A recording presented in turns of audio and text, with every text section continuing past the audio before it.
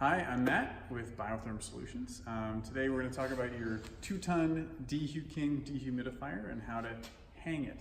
So this entire piece over the top has connections, 3 bolts on each side. So you're going to take the bolts off. So you take the bolts off and you'll install the bracket here. We've got one that's a little bit oversized bracket, but you get the idea. We've got a different stainless steel bolt to compensate for the thickness. A washer there. So then we'll just reinsert that right into the same hole.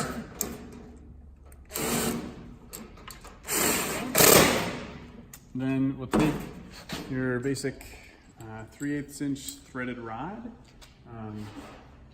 You're going to want stainless steel washers and nuts, of course, because the humidity conditions in your greenhouse are going to be pretty harsh and you want to avoid as much rust as possible.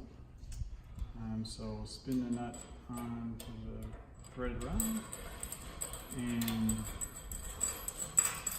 you just need one of these on each corner, so a total of 4 rods.